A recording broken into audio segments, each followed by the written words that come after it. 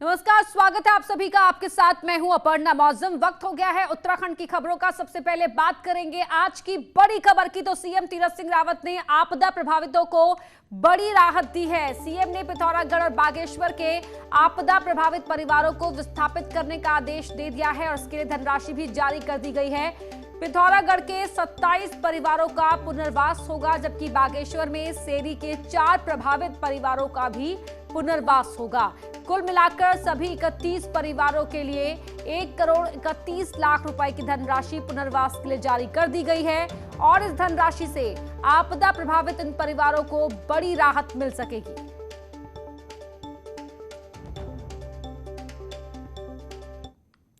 देहरादून में तीरथ कैबिनेट की बैठक हुई, जिसमें कई बड़े फैसले लिए गए। 1 जुलाई से चारधाम यात्रा शुरू करने को लेकर बैठक में बात हुई। 1 जुलाई से चमोली, उत्तरकाशी और रुद्रप्रयाग जिलों के लिए चारधाम यात्रा की शुरुआत होगी और अब एक दिन में अधिकतम यात्रियों की संख्या भी तय होगी। इसके अलावा चारों धामों में एक वरिष्ठ अधिकारी की तैनाती होगी। इसके अलावा पंडा पुरोहितों को वैक्सीनेट किया जाएगा। राज्य भर के लिए चारधाम यात्रा शुरू करने पर फैसला बाद में लिया जाएगा। वहीं इसके अलावा फैक्ट्रियों में ओवरटाइम करने की भी छूट दे दी गई है। हर दिन 12 घंटे तक काम करवाया जा सकेगा, जिसमें 4 घंटे ओवरटाइम के होंगे और अगले 60 दिन तक ये व्यवस्था लागू होगी। वहीं इस दौरान कर्मचारियों को निकालने या फिर छंटने की इजाजत नहीं होगी। तीरथ सिंह रावत की अध्यक्षता में हुई कैबिनेट की बैठक में यशपाल आर्य, बिशन सिंह चुफाल और सुबोध उनियाल मौजूद रहे। साथ ही सतपाल महाराज, गणेश जोशी, अरविंद पांडे, बंशीधर भगत और हरक सिंह रावत कैबिनेट की मीटिंग में वर्चुअली जुड़े। तारीख से जो चमोली जनपद के लिए बद्रीनाथ की यात्रा, रुद्रप्रयाग के जनपद के लोगों के लिए केदारनाथ जी की यात्रा और उत्तरकाशी जनपद के लिए गंगोत्री और यमुनोत्री की यात्रा का जो निर्णय विगत दिनों सरकार ने लिया था, उस निर्णय पर चर्चा हुई और सीमित संख्या के साथ जिसकी एसओपी प्रत्यक्ष जारी की जाएगी। सीएम तीरथ सिंह रावत ने आज सीएम आवास स्थित जनता दर्शन हॉल में जनता की समस्याओं को सुना। इस दौरान सड़क, स्वास्थ्य, पेयजल, विद्युत, आर्थिक सहायता, समाज कल्याण से संबंधित पेंशन जैसी समस्याएं लोगों ने रखी। सीएम ने कहा कि जन समस्याओं का समाधान सरकार की पहली प्राथमिकता है। इस दौरान सीएम ने कई समस्याओं का मौके पर ही समाधान किया और लोगों को आश्वस्त किया कि जन समस्याओं की समय समय पर नियमित रूप से सुनवाई की जाएगी और उनकी समस्याओं के समाधान के लिए अधिकारियों से पूरा फीडबैक लिया जाएगा।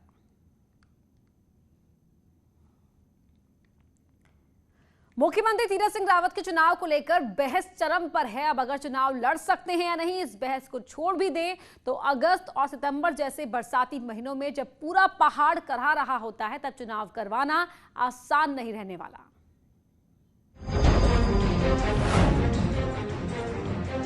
उत्तराखंड में सीएम तीरथ सिंह रावत के चुनाव लड़ने और संवैधानिक संकट को लेकर बहस जारी है। इस सबसे हटकर मान भी लिया जाए कि सीएम चुनाव लड़ेंगे और जैसा कि बीजेपी संकेत दे चुकी है कि सीएम गंगोत्री सीट से ही चुनाव लड़ेंगे, तो भी एक बड़ा संकट चुनाव आयोग के सामने होगा और वो संकट है बरसात के मौसम में चुनाव कराने का।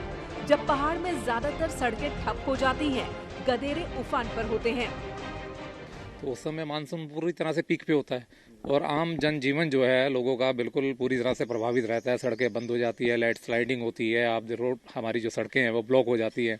बल्कि हमने ये देखा कि हमारी जो यात्रा चारधाम चलती थी, इस बार नहीं चली। जिन दिनों यात्रा चलती है वो यात्रा भी बाधित होती है, तो ये अपने आप में बहुत बड़ी चुनौती है। अब अगर सीएम गंगोत्री जैसी विषम भौगोलिक परिस्थितियों वाली सीट चुनते हैं, तब बरसात में यहाँ का चुनाव तो और भी बड़ा चैलेंज साबित होगा। इस दौरान सड़क, रास्ते बंद होने से दर्जनों गांव पूरी तरह से अलग थलग पड़ जाते हैं, तो 18 किलोमीटर पैदल दूरी वाले गांवों तक पोलिंग पार्टीज को पहुंचना भी टेढ़ी खीर साबित होगा। ऐसे में गंगोत्री विधानसभा क्षेत्र में उपचुनाव करवाना, वो भी अगस्त और सितंबर के महीने में, बेहद जोखिम भरा फैसला होगा, खासकर ग्रामीणों के लिए भी और उन लोगों के लिए भी जो इस चुनाव में प्रत्याशी होंगे, साथ ही साथ मतदाताओं के लिए भी और मतदान के काम में जुटे मतकर्मियों के लिए। 10 सितंबर को तीरथ सिंह रावत के कार्यकाल को 6 महीने हो जाएंगे, लिहाजा हर हाल में चुनाव इससे पहले होना होगा। लिहाजा मॉनसून काल में उपचुनाव कराना सबसे बड़ी चुनौती साबित होने वाला है। न्यूज़ 18 के लिए देहरादून से सुनील नवप्रभात की रिपोर्ट। कुंभ में कोविड टेस्ट घोटाले पर सियासत तेज होती जा रही है। मामले की उच्च स्तरीय जांच और दोषियों पर कड़ी कार्रवाई की मांग को लेकर आज कांग्रेस ने हरिद्वार में गंगा तट पर उपवास किया। प्रदेश कांग्रेस अध्यक्ष प्रीतम सिंह ने सुभाष घाट पर उपवास किया। दौरान वहां पर बड़ी संख्या में कांग्रेसी मौजूद रहे। प्रीतम सिंह ने राज्य सरकार को घेरते हुए कहा कि पूरे मामले की जांच हाईकोर्ट के सिटिंग जज से कराई जाए। साथ ही उन्होंने सरकार पर इस मामले को रफा दफा करने का आरोप लगाया। अब 27 जून को कांग्रेस सभी जिला मुख्यालयों में इसे लेकर प्रदर्शन करेगी। उपवास के कार्यक्रम के माध्यम से ये कहना चाहते हैं कि हाई कोर्ट के सिटिंग जज की देखरेख में सारी जांच हो। सरकार ने जिस तरीके से अधिकारियों की समिति गठित की, एसआईटी को गठित किया है, तो मामले को रफा दफा करने का प्रयास राज्य सरकार कर रही है। प्रदेश बीजेपी अध्यक्ष मदन कौशिक ने कांग्रेस के उपवास को नौटंकी बताया। उन्होंने कहा कि चुनावी साल में कांग्रेस जनता का ध्यान खींचना चाहती है। हमारे जो वकील लोग थे सरकार के, उन्होंने कहा है कि एसआईटी की जांच की प्रारंभिक रिपोर्ट के आधार पर हम एक एक चीज से अवगत करा रहे हैं। तो इसलिए मित्रों, किसी को छोड़ने का अवसर नहीं है। कांग्रेस इस प्रकार की नौटंकी करने के बजाय, आज 25 तारीख थी, इस नौटंकी के बजाय देश की जनता से यदि माफी मांगते कि लोकतंत्र में जो उनके नेताओं ने काला धब्बा लगाया, तो मैं समझता हूं कि जनता को अच्छा लगता। पूर्व सीएम त्रिवेंद्र सिंह रावत कुमाऊं के दौरे पर हैं। त्रिवेंद्र सिंह अपने दौरे में चितई गोलू मंदिर, कोसी नदी में वृक्षारोपण सहित कई कार्यक्रमों में शिरकत कर रहे हैं। इसको लेकर अब राजनीति भी शुरू हो गई है। कांग्रेस का कहना है कि अल्मोड़ा से त्रिवेंद्र सिंह रावत को कोई प्रेम नहीं है, वो अपनी राजनीतिक संभावनाएं तलाश रहे हैं। तो वहीं त्रिवेंद्र सिंह ने कहा कि कांग्रेस के पास तो कोई काम तो है नहीं, सिर्फ धरना प्रदर्शन ही करे। कुल मिलाकर के मुख्यमंत्री का मुझे ऐसा लग रहा है कि उनको अचानक भारतीय जनता पार्टी में जो राजनीतिक उनका संकट पैदा हो रहा है, उनको लग रहा है कि कहीं फिर मेरी दोबारा संभावना न जाए, तो इस संभावनाओं के खेल के बहाने वो अल्मोड़े में आए। अच्छा, कांग्रेसियों के पास काम क्या है बताओ? बाकी अच्छे काम तो कर नहीं सकते, वो तो घर में अपने घर के अंदर बैठ के धरना प्रदर्शन कर रहे हैं। जम्मू कश्मीर के गुलमर्ग में देश की सेवा करते हुए 11वीं गढ़वाल राइफल्स के जवान मनदीप सिंह नेगी शहीद हो गए। 23 साल के मनदीप पौड़ी गढ़वाल के सतपुली के रहने वाले थे। खबर मिलने के बाद मनदीप के घर पर गम का माहौल है। परिवार वाले बेहद दुखी हैं। मनदीप सिर्फ 23 साल में देश के लिए सर्वोच्च बलिदान देकर चले गए। 20 साल की उम्र में सेना ज्वाइन की थी और अपने माता पिता की इकलौती संतान थे। पौड़ी जिले में पोखड़ा ब्लॉक के सकनौली गांव में मनदीप के माता पिता रहते हैं। मनदीप का पार्थिव शरीर कल एयरक्राफ्ट से पहले देहरादून लाया जाएगा और फिर सकनौली गांव लाया जाएगा। सीएम तीरथ सिंह रावत ने भी मनदीप की शहादत पर दुख जताया है।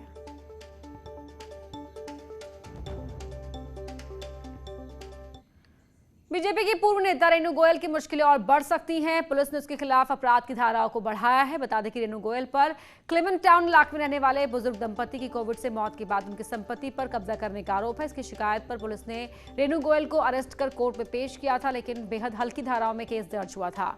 न्यूज 18 पर खबर दिखाने के बाद डीआईजी गढ़वाल ने मामले का संज्ञान लिया और जांच के आदेश दिए। देखिए, जो हमने एफआईआर की थी उसमें तो विवेचना चल ही रही है। इसके अलावा इसमें कहीं पर ये बात भी आ रही है कि शायद आरोपी द्वारा एक फर्जी ट्रस्ट का जो है बनाया गया है, वो तस्दीक किया जा रहा है। यदि ये सच पाया जाता है तो उसमें अकॉर्डिंगली सेक्शंस बढ़ाए जाएंगे। देहरादून के भानियावाला इलाके के आबादी वाले क्षेत्र में गुलदार ने दहशत फैला दी है। गुलदार के हमले में वन कर्मियों समेत 5 लोग घायल हो गए। गुलदार झाड़ियों में छिपा हुआ था। जब लोग जमा हुए थे तो उसने लोगों पर हमला कर दिया। सूचना पर ट्रैंकुलाइज गन के साथ मौके पर वन विभाग की टीम पहुंची, लेकिन गुलदार ने उस पर भी हमला कर दिया। इसमें रेस्क्यू टीम में एक फॉरेस्ट गार्ड समेत 3 लोग घायल हो गए, जिसके बाद वन विभाग ने मौके पर और फोर्स भेजी। अभी गुलदार को ट्रैंकुलाइज नहीं किया गया है।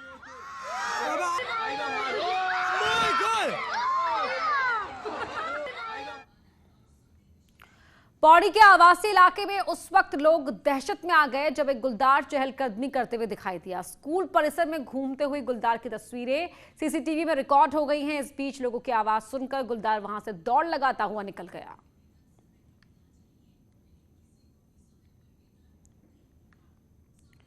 अब आपको मौसम का अपडेट दे देते हैं। तो उत्तराखंड में अगले 4 दिन पहाड़ी जिलों में हल्की बारिश के आसार हैं। मौसम विभाग ने संभावना जाहिर की है। अनुमान है गढ़वाल कुमाऊं रेंज के ऊंचाई वाले इलाकों में हल्की बारिश होगी, तो वहीं मैदानी जिलों में तापमान सामान्य रहेगा। तारीख से लेकर अगले 4-5 दिनों में उत्तराखंड में जो वर्षण है कम ही रहेगा। इसमें गढ़वाल क्षेत्र में कहीं कहीं, जबकि कुमाऊं क्षेत्र में कुछ स्थानों पर हल्की से मध्यम वर्षा, गरज चमक के साथ वर्षा की संभावना है।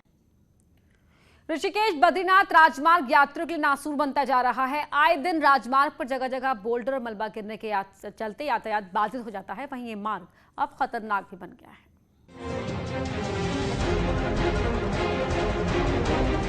ऑल वेदर रोड के अंतर्गत ऋषिकेश बद्रीनाथ राजमार्ग में चल रहे चौड़ीकरण के कार्य से पहाड़ की तस्वीर बदलने की उम्मीद है, लेकिन 90% कार्य पूर्ण होने के बाद दावों के उलट एनएच परेशानियों का सबब बन गया। एनएच बार बार बाधित हो जाता है। कई जगह तो लाखों की लागत से बने पुश्ते पहली बारिश में ही ढह गए, जिससे इसकी क्वालिटी पर भी सवाल खड़े हो गए।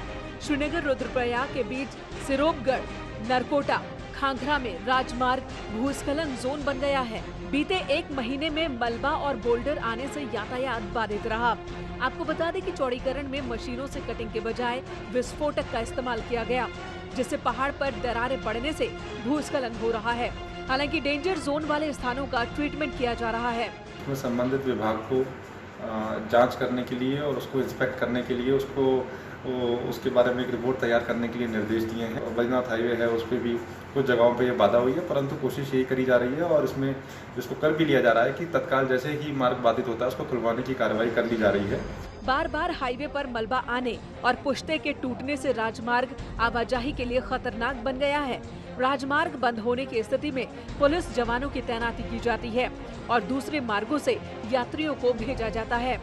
तो जब भी मार्ग बंद होता है उस समय पर पुलिस के द्वारा तत्काल बैरियर लगाकर ट्रैफिक को डाइवर्ट किया जाता है ऑल्टरनेट रूट से, और जहां पर मलबा गिर रहा है उस जगह पर भी ड्यूटी लगाई जाती है, जिससे किसी प्रकार की जनहानि न हो। कोरोना संकट के चलते अभी 4 धाम यात्रा बंद है, जिसकी वजह से अभी तो भले ही ट्रैफिक कम है, लेकिन भविष्य में इस महत्वपूर्ण मार्ग को भारी ट्रैफिक को भी झेलना है, जिसके लिए ये तैयारी फिलहाल नाकाफी दिख रही है।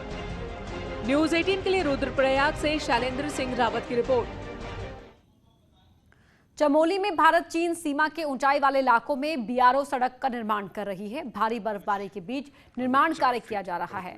बर्फ की सफेद चादर से बिछा पर्वत तो बहुत खूबसूरत लग रहा है, लेकिन करीब -5 डिग्री तापमान पर काम कर रहे मजदूरों के लिए चुनौती बना हुआ है। यहाँ पर करीब 3 से 4 फीट बर्फ गिरी है। इससे सीमावर्ती इलाकों में ठंड भी पड़ रही है और लोगों को खाने और पीने की समस्याएं हो रही हैं। इसके चलते मजदूर काम छोड़कर वापस लौटने लगे हैं। ये मजदूर झारखंड और बिहार के हैं। पांडुकेश्वर गांव में हर 12 साल में भगवान घंटाकर्ण देवरा यात्रा का आयोजन किया जाता है, जिसमें भगवान घंटाकर्ण के देव निशान के साथ श्रद्धालु देव स्नान करते हैं। ये यात्रा काफी कठिन मानी जाती है। श्रद्धालु यहां पर नंगे पांव ग्लेशियर और बर्फीले तूफान को पार कर वसुधारा इलाके में पहुंच रहे हैं। यहाँ घंटाकर्ण के अवतारी द्वारा ग्लेशियर के बीच देव नृत्य किया जा रहा है।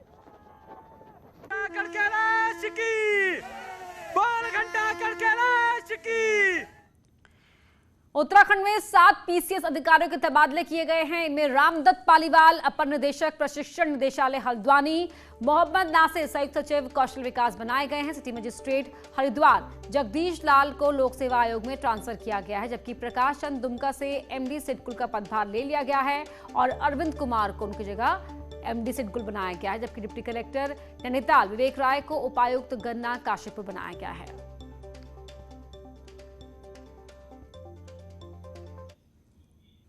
पहाड़ों का औषधीय गुण वाला फल कहलाने वाला काफल इस बार पहाड़ों से लगभग गायब सा रहा।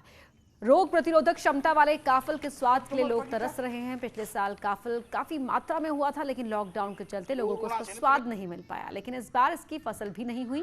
इसकी वजह जंगलों में आग लगना बताया जा रहा है। जंगलों में आग लगी है, उसकी वजह से नमी खत्म हो गई है और नमी खत्म होने की वजह से काफल में फल नहीं आ पाए और जो कुछ भी आए हैं थोड़ा बहुत वो पक नहीं पाए। यहाँ पे पहाड़ में ही पाया जाता है, नीचे तो नहीं हो पाता है, लेकिन काफल के जो गुण हैं ये लैक्सेटिव का काम करता है। कॉन्स्टिपेशन नहीं होगा, अगर इसको खाएंगे तो आपको कब्ज नहीं रहेगी पेट में ना। दूसरे विटामिन मिलेगी, आयरन मिलेगा, मल्टीविटामिन तो है ही।